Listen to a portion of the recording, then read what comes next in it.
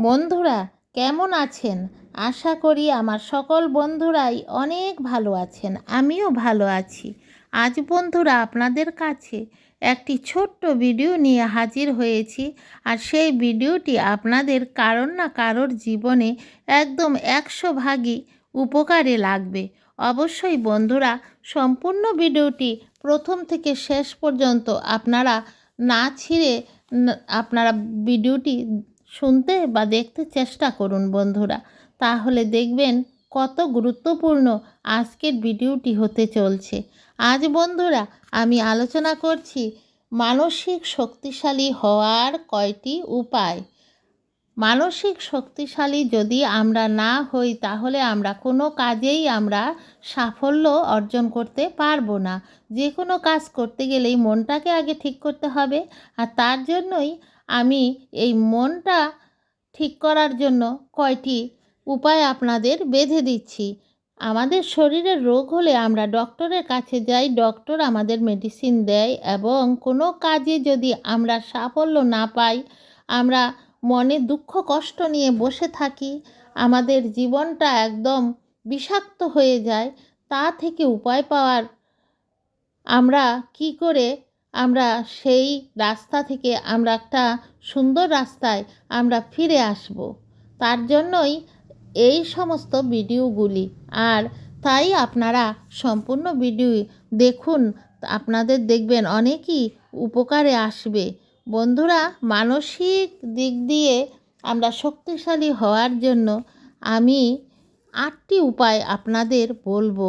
8টি উপায়ের মধ্যে প্রথম উপায় যেটি, তাই হলো আমাদের সততা।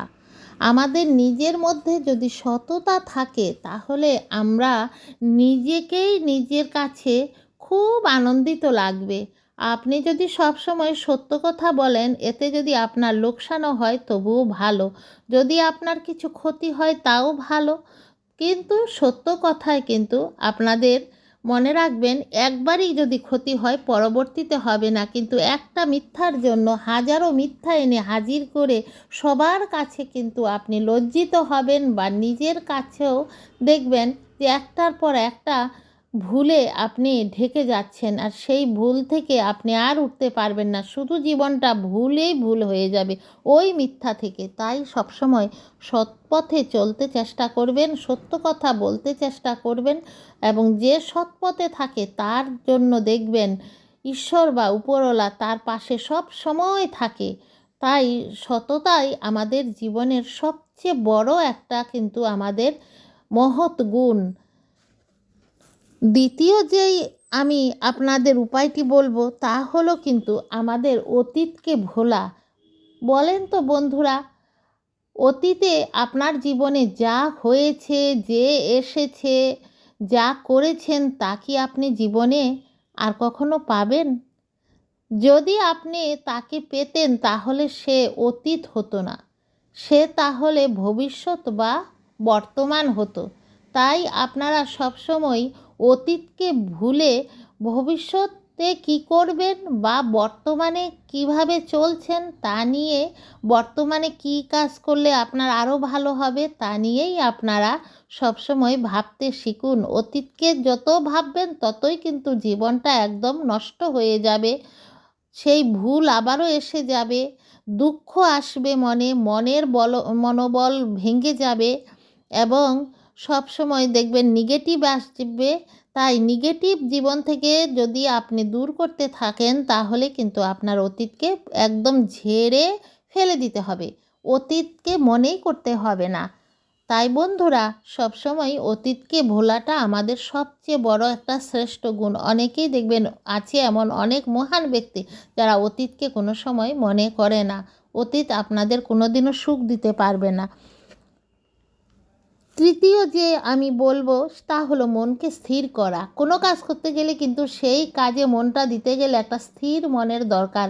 আপনার মন যদি খুব চঞ্চল থাকে, আপনি না লেখাপড়া করতে পারবেন না, আপনি কোনো ব্যবসা বাণিজ্য করতে পারবেন না, আপনি সাংসারিক জীবনে সুখী হবেন।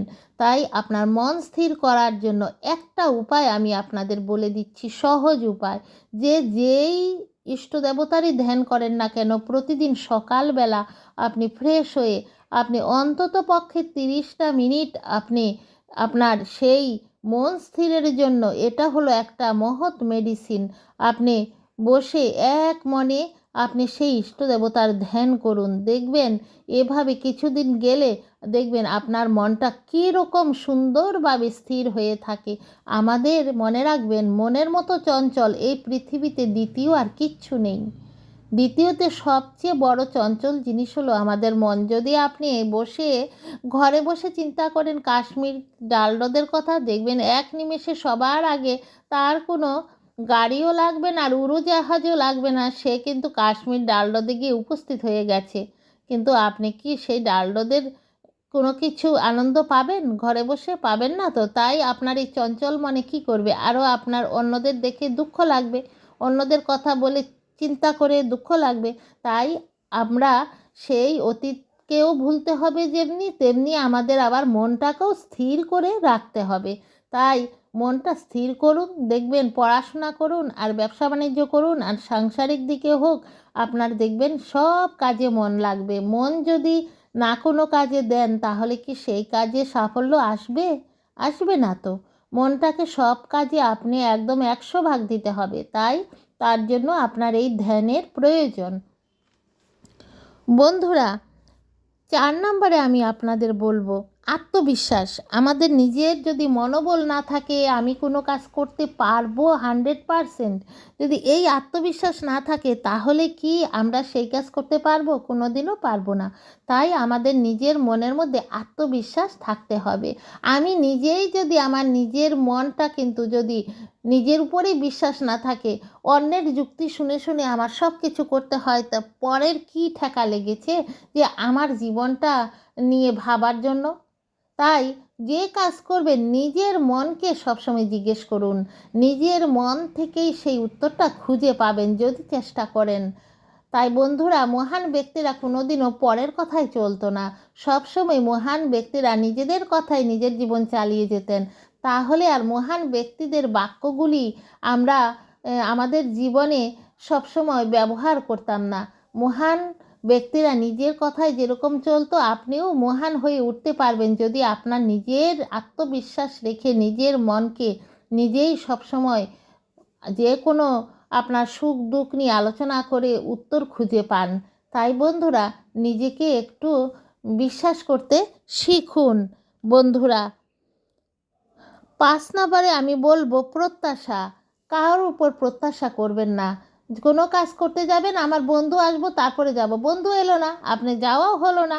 আর নদীর জল যেরকম ঢেউয়ের সঙ্গে চলে যায়, তেমনি কিন্তু আমাদের জীবনের গতিটাও চলে যায়।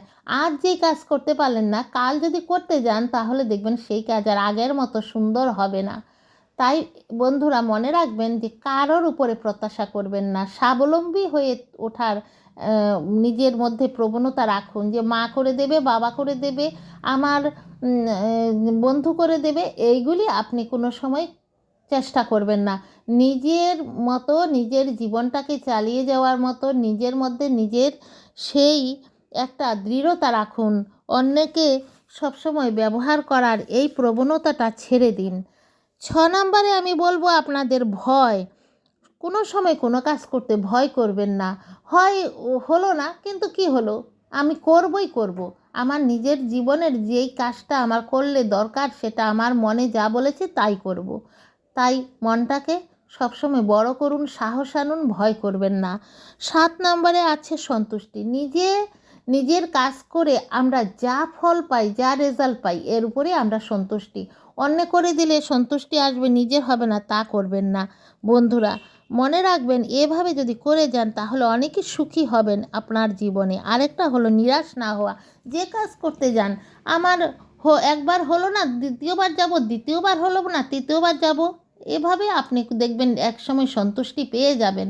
তাই আপনি কোনো সময়ও নিরাশা হয়ে যাবেন না। বন্ধুরা, আমি আপনাদের আজ যে 8টি উপায় বলেছি, এই 8টি উপায় যদি আপনারা নিজেদের জীবনে আপনারা অ্যাপ্লাই করে চলতে পারেন, দেখবেন আপনাদের জীবনের মধ্যে যেই দুঃখ কষ্ট আছে সব চলে যাবে, আপনাদের যে কোনো কাজে সাফল্য পাবেন। তাহলে বন্ধুরা, আজ আর ভিডিওটি আমি বড় করছি না, সবাই ভালো থাকবেন, সুস্থ থাকবেন, দেখতে থাকুন। আর সবার কাছে অনুরোধ, আমার চ্যানেলটি সাবস্ক্রাইব করে বেল আইকনটি প্রেস করে একটা লাইক দিবেন এমন সুন্দর সুন্দর ভিডিও পাওয়ার জন্য। আজ রাখি।